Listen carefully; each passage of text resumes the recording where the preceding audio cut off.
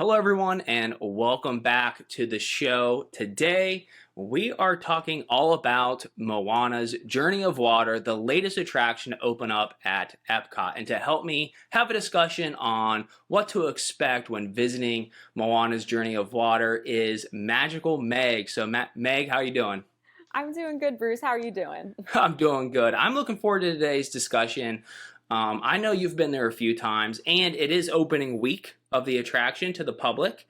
It is, And yes. so guests are now for the first time being able to experience this new walkthrough attraction. And if you're automatically saying to yourself, a walkthrough attraction, I wanted a ride or I wanted something more, just hold on, because I think that you're going to be impressed, and this is going to be a place that you can certainly stop with your family on the way to World Showcase or any other of the pavilions at Epcot. So with that, Meg, before we get started, can you tell the audience where they can find your vlogs and kind of see that firsthand footage of the Journey of Water?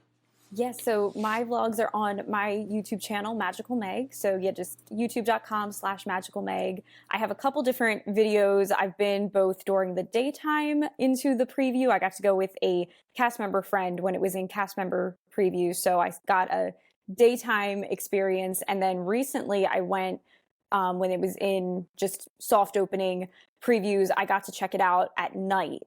And it feels like an entirely, I'm sure we'll get into more detail of this, but it feels like an entirely different experience at night, depending on when you go. So definitely, I like this attraction. I really do. I was skeptical at first. I'm sure we'll talk about that as well, but I think it's a fun little addition. So yeah, I have footage of both of those experiences over on the vlogs.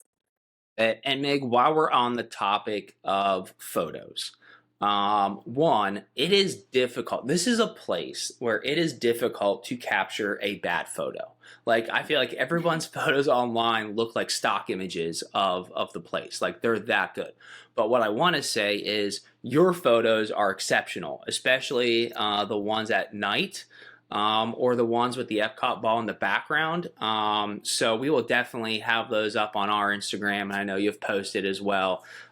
So listeners can see those, but the photos are stunning. And this whole area is really neat. So let's jump into what exactly is the experience. So when we say it's a walkthrough attraction, Meg, walk us through what guests can expect when visiting Moana's Journey of Water.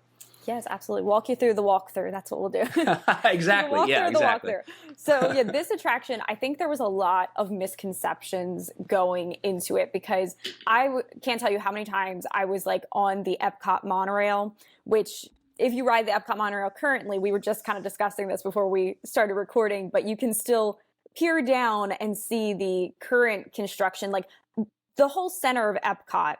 This Moana Journey of Water is like the first phase to open of the return of us being able to walk through the center of the park again, because the Which, entire center, yeah, everyone is saying, it is like a giant crater right now of just ex- construction. exactly. Exactly. To that point, before you continue on with the walkthrough of the walkthrough, how nice is it that at least some area behind the Epcot ball has reopened? I feel like we've been Amazing, yeah. under construction now forever, and it almost has been forever. And how nice is it just to be able to see a little bit more area open up? So. Yeah, that feels so good just to be. I know so many people were saying that online too. That it's just like, oh, just to be able to step back into just that area just feels so good. So, yeah, this is something that getting back on, we said there was a lot of misconceptions with it. In the months when it was still under construction, I would be on the Epcot monorail and overhear families' conversations of saying, "Oh, well, that's the new Moana ride. That's the new. It's going to be a boat ride." I think like there was all these theories going around, and we know that's not the case of what it was. So I think a lot of people were anticipating something different, but what is there is this walkthrough attraction. So it basically is like a beautiful garden area that, yeah, there's no ride vehicle, nothing like that. It is a walkthrough. So you enter into this garden. It's kind of like a go at your own pace thing.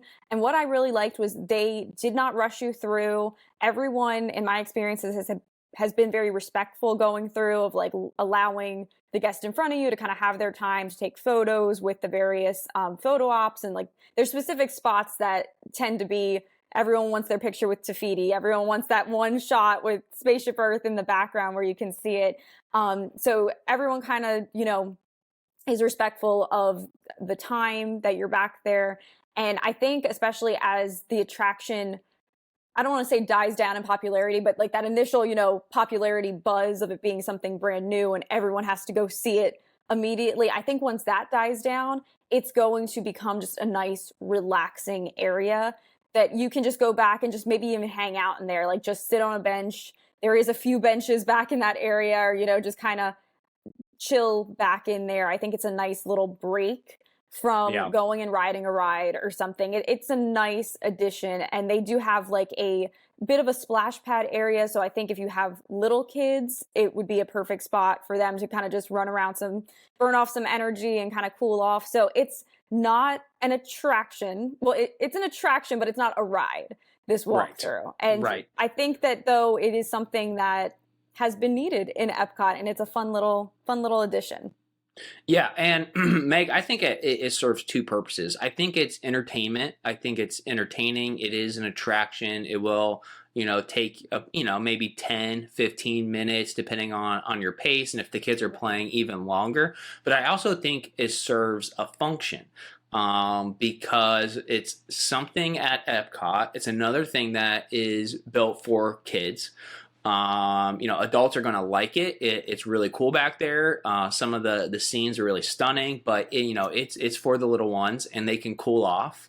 And it's an opportunity to, get cool, have the mist, have the water. There are areas where if you want to stay dry, there's a path around like a certain feature. So I think it's entertaining and it serves a good function. Now, before we delve into it a little deeper, when I went and experienced this, it was during the soft opening when you needed a virtual queue pass. And to both of our knowledge, that's no longer the case. You can just go ahead and enter the attraction without a virtual queue reservation. But the journey of water is the life cycle of water. And so I don't remember each step along the way, but it's like, rain and evaporation and mist and using water to as a source of power and other things. So it is different ways in which water interacts with our everyday lives, but all to the Moana set and environment. Exactly. I think that's a really nice tie-in because Epcot's always kind of had that from its core values. When it was Epcot Center, there's always that educational aspect of the park. And that's something that a lot of people like with this is that, yeah, while it's an IP and it's Moana and it's just a fun place that, yeah, kids can run around and enjoy like a splash pad and, you have the gorgeous photo ops and everything. At the same time, if you stop and you read all of the placards and everything, it actually does have an educational element to it. So I'd say if you have school age kids or anyone that's, learning about that, the water cycle, you can actually go through and appreciate that value of it. So yeah, it's very much kind of goes with those core values of what Epcot was founded on, that it does tie in an educational value. And I know that a lot of people who were thinking, oh, this attraction's not going to fit in Epcot necessarily, that is one of the elements that is making people be on board with, okay, yeah, this does have a purpose here. It has a place here. Right. I totally agree. And I do think it does fit the theming well and the messaging of Epcot. It is right next to the seas. Right. Is right next to the land. And so that tie-in of water, I think, is just a natural extension of that part of the park. So as guests, traverse these paths with different water features, let's talk about some of the water features that were present in this attraction. And so a couple of my favorite ones were, before I get into my favorites, a description of these water features. So there are sensors built into the rock work, or these little ponds that guests can manipulate the way that they interact with the water, whether it's raising the pressure or playing a song, raising the water real high to make it, come over the rocks and make a big splash. So guests can manipulate by waving their arms or their hands or doing different things. So it's not just simply walking, it's also interacting. So talk to me a little bit about your experience interacting with these features, and which features may be, some of your tips or recommendations for guests to make sure that they visit. Yeah, that was something that I think going into this experience, I really didn't know how. I knew they kept saying it's going to be an interactive garden, but I was like, okay, is it going to be like the jumping water that we have over by the Imagination Pavilion there, by Figment, that's been there for years, that it's just kind of like, okay, yeah, water will jump from one end of a display over to the other end of a display, kind of over top of your head. And no, this really, like you said, has such an element of innovation that we really saw what the Disney Imagineers are capable of doing in modern day. Like that was something that kind of shocked me, was just how in depth it was with some of the features. The one that really impresses me is the one where you can raise your hand up and the water will actually perfectly meet your hand, that it's just touching the tip of your palm. So you can have your hand down low or like raise it all the way up high, and it will actually move a good distance with you. And it's so responsive. That is the thing that, yeah, I was trying to figure that out. I'm like, how do they have these sensors just so perfect? There's another one that, like you said, it's kind of like you play an instrument, that you can touch the different strings of the water and it kind of plays a little bit of a tune. So that one's really cool. The one that amazes me is the waterfall that you can walk through. They have these curtains of water, and right as you get up to it, it will actually sense the exact spot where you're at, and just around where you are, the water will stop so you can walk through and be perfectly dry through that feature. And I think that is really, really well done, the way that they do that. So there was a lot of things that kind of surprised me, that it was just so seamless, that really, like, I've yet to see, knock wood, anything malfunction or not seem like it's just perfectly Disney all the time. So I really was impressed by that. Like, it was something that the entire attraction in general of this walkthrough was one that I was like, okay, I think it's going to be cute, but I was kind of skeptical of like, is this really going to fit into Epcot, one of my favorite parks? And is it going to be that impressive? And I would definitely say my expectations were exceeded with the attraction. And I think those little features definitely has a big piece in that. Yeah, and I like how you describe that one water feature as curtains, Yes. because it is just a sheet of water, and then as you said, you progress through it, and a little opening opens up so you remain dry as water goes down around you. Now, at first, when I went through it, I was thinking, you know what, they're always just going to carve it out in the middle. Everyone's That's just going to right. naturally walk Yeah. in the middle, but we actually walked on the side and it carved it out on the side. Yeah. So it does really sense where that person is as they walk through that feature. Yeah, that's what I thought was amazing as well. We had a similar experience with it. First time, I think you're kind of you're experiencing it for the first time. You're just going through the center. And then one of my friends tried that and literally like hugged the wall almost. And yeah, just that little section on the side, the water opened up right there. So it really is sensitive. It's not like, oh, there's only one way to make this effect happen. It is very much responsive to where you're at, and I think that's so cool. So yeah, I know you touched on that it exceeded your expectations. But I know you and I have had this conversation in the past. You said that you were a little skeptical of that attraction, Moana, coming into that area. Let me ask with some specificity, what were your exact concerns and how were they alleviated after you got to experience it? Yes. So I always loved, well, I've always loved Epcot. If you watch my videos, you know, Epcot's where I spend the majority of my time. If I'm going over to a park, I love Epcot.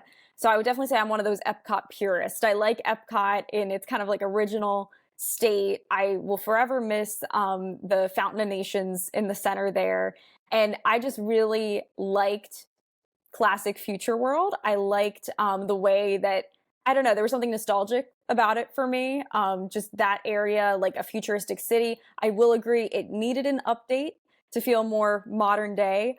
But I really just, in my head, a perfect Epcot overhaul would involve like that whole back section of Spaceship Earth staying in like some type of a futuristic city vibe. And I'm hopeful for that with the coming updates of them opening World Celebration, that we're going to have that feel to it of a Right. futuristic city, that will blend Epcot all back together. So my thing that I did not like about Moana and why I did not feel like it belonged in Epcot was I didn't like the location, like the real estate of the way that the construction was looking. I was like, I don't like that this seems like it's literally going to be back behind Spaceship Earth. Like basically as soon as you get into the park, this is what, boom, here's Moana.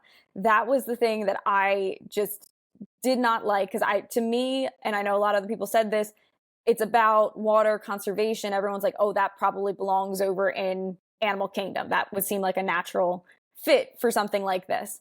Um, so that was kind of my initial thoughts going into it. But once I got there and I went in with an open mind and I experienced it, I realized like the entrance of where you go in is literally a stone's throw away from the Seas pavilion, the Seas with Nemo.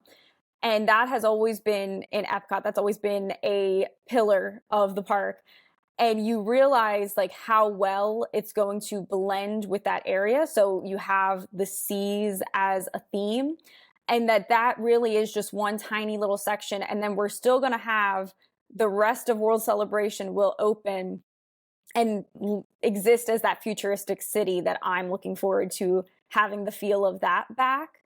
And for me, also with going through Journey of Water and having that educational element and the element of conservation, that has always been one of the pillars of Epcot. They talk about it in Space Earth when you ride that attraction, about finding ways in the future to protect the environment. So I feel like that does blend very nicely in a core concept of Epcot. And you really, once you're there, you see how close it is to the Seas Pavilion. So I think we just need the rest of the Epcot expansion to open, and everything will then, Right. it's like the puzzle pieces will fall into place, that it's like Journey of Water, it's close enough over to the Seas that belongs with that. And then we'll still get that futuristic city feel. So I have faith that everything's going to come together and be the perfect Epcot overhaul. But yeah, that was how my initial speculations were then kind of put at bay. And I was like, okay, I'm on board with this now. Right. Yeah. And, they, in exciting news, they confirmed, right? And I think we wait with bated breath here, Right. that the rest of that entire area, and correct me if I'm wrong, Meg, will open and be ready for guests in December, which is 2 months away. So, we've both been to Epcot recently. We'll see, right? We'll I think you see. and I are both kind of like, okay, we appreciate the quick timeline here, to wrap it up. It seems like there's a long way to go, but Yeah. if they can get it done by December and guests can walk freely behind Spaceship Earth, have nice areas to walk and eat and enjoy music and shop, and I know character meet and greets will be there. That Epcot will feel finished and just like, I don't know about you, but I'm going to feel like calm going in there, because I just like no more Yeah. construction walls. I forget what it was like to, yeah, just literally be leaving World Showcase and be able to walk straight, yeah, to the parking Right. lot. Like everything's always been, you have to go on a maze basically to get out of the park. Because, yeah, you realize it is literally the entire front section of the park. Yeah. You don't realize how massive that area is until you have to walk the perimeter for months and months to get Exactly. in and out of the park. I Good think it's going to luck. be right. Yeah, good luck walking from test track over to the land pavilion, right? Yeah, What typically was a couple of minutes is now easily 10 minutes. exactly. Yeah, you can't just do little shortcuts through that center hub anymore. So it's going to be a welcome addition back into the park for sure. But for me, I think, and me and you were kind of talking about this, that looking from even riding the Epcot monorail and kind of peering down at that construction, it does seem like there is a long, long way to go. So I'm hopefully optimistic for the December timeline that they gave, but that definitely shocked me.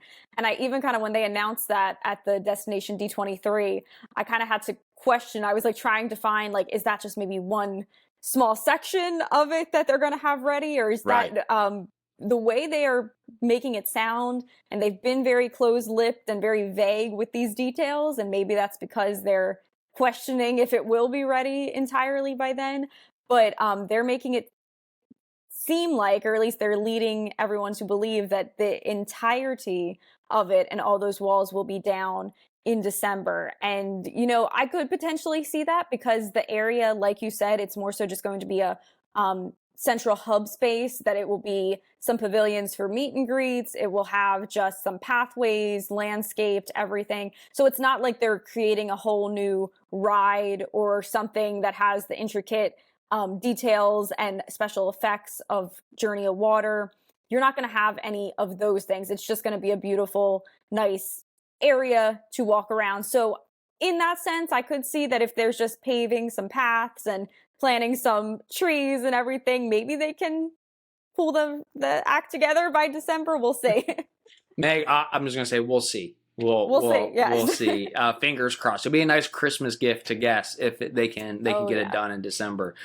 Um, is there an opportunity to meet Moana at this new attraction? Is there a character meet and greet? I think a lot of guests probably are anticipating seeing Moana. So do you know, is there a meet and greet with Moana? Is that something that guests can do?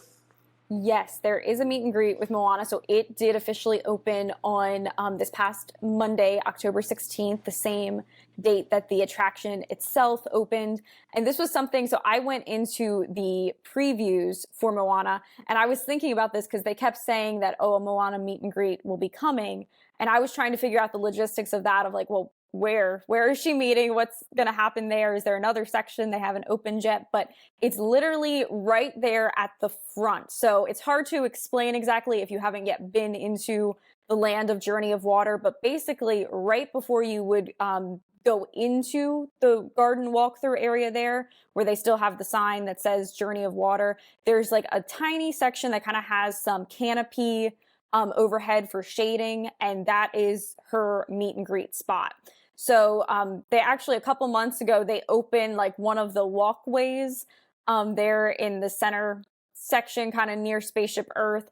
And from what I've seen online, that one specific walkway seems like it kind of serves as a queue area, that they're able to have some shade and set up stanchions to have as a queue line to meet Moana.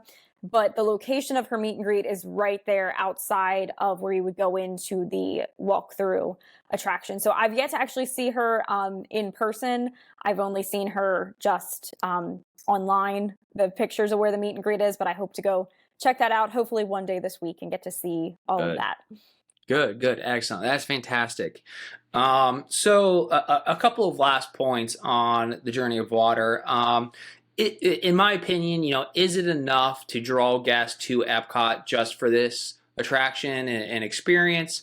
No, it's not Remy's Ratatouille Adventure. It's not Guardians of the Galaxy Cosmic Rewind, but not everything can be. Like, it's nice just to have some B and C list attractions for guests to do. And not every guest wants to, get on Mission Space or go on Cosmic Rewind. Like, this is nice. It's good for families. It's good for kids. And so, like, if you see critique of it, maybe some is fair, but to compare it to big attractions, that's not what this is. This is a nice kind of park area before you go on to some of the larger attractions. So I think it has lasting power. I think it, as I said earlier, it's entertaining. It has utility to it. And I definitely think it's a nice thing for the kids to do in Epcot. Now, Meg, I have a question for you. I know you're in Epcot a lot, and your favorite attraction is Living with the Land. And you typically start your Epcot day by riding Living with the Land. Yeah. Now, Moana's Journey of Water is on your way from the park entrance to the Land Pavilion. So, my question to you is, does this warrant a stop on your way to Living with the Land each time you go to Epcot? Oh, that is a good question. I would say yes, because this is an area that, it is still so new, and I enjoy being back in there. I think that, yeah, this would be a place that I would stop off on each Epcot visit because, like you said, it's not going to be Remy's Ratatouille Adventure. And I think that's a good thing. The comparisons online, you cannot compare it to that because it's apples and oranges. You can't look at it and say like, oh, well, Guardians of the Galaxy is better because, okay, well, that one is, yeah, an e-ticket roller coaster attraction that is, a huge, queue. You still have the virtual queue for it to this day. Like, it's so extremely popular. This is apples and oranges. So with this attraction, it's meant to just be a fun walk-through area, and you need that in your day. I think a proper rounded Disney trip experience is you have those little moments of, okay, we're having this big thrill, and then we can also go and just kind of relax for a minute, maybe grab, a drink or a snack and, walk around somewhere nice. I think this will be that designated area that, like, oh, let's just pop back in there, take some photos. The one night when I was there for previews, we actually went in right, it had just turned 9 o'clock, so the fireworks had just started, and we were kind of making our way out of the park, and we actually went into Journey of Water and kind of stood there and watched the fireworks from in the land, and that was so nice. It was quiet. There really wasn't many people around, and I kind of started to see, like, if this is what this attraction is going to become, that it's just a nice little walkway and you can hit those times a day where it's just nice and quiet, I think it's a perfect spot to stop off. So I think I will definitely always pop in there on my Epcot visits once it's just open and it's like a normal path that you can walk through, which is what we're at right now, that, the virtual queue is gone and you can just kind of come and go as you please from that area. Yeah, absolutely. And I think we need to give credit where it's due, right? They put, Disney put all of this detail into a walkthrough attraction, into this Right. park area. And we expect them to put all this attention to detail in these big e-ticket attractions and like Remy's and Frozen and Cosmic Rewind.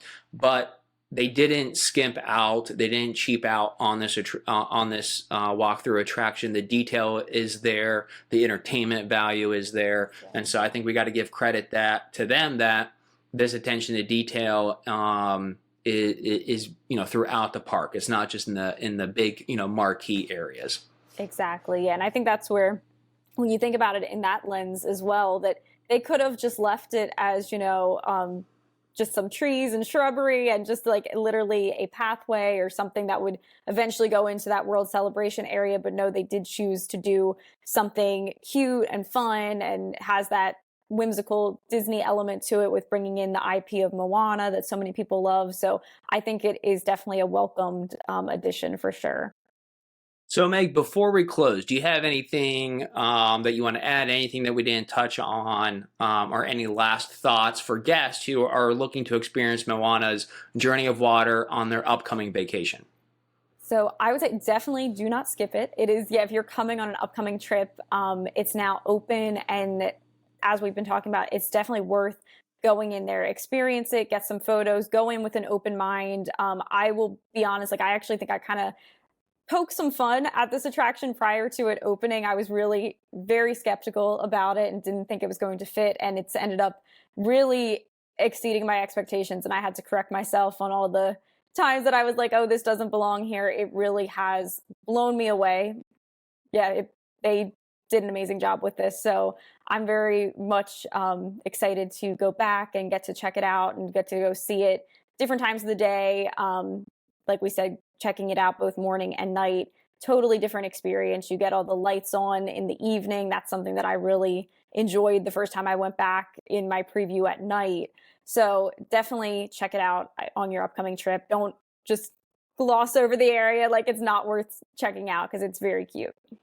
Excellent. So if you, the listener, are interested in seeing vlogs from the park, including Meg's time at Moana's Journey of Water at Epcot, and to see photos and videos from inside the parks, you can follow her on social media and YouTube at Magical Meg. You can also follow us for additional park content on YouTube and social media at 407 and beyond. And if you are looking to take your family on a Walt Disney World vacation, you can get started with a free, no obligation quote at www.407vacations.com. Until the next episode, everybody, stay well, and we'll talk to you soon.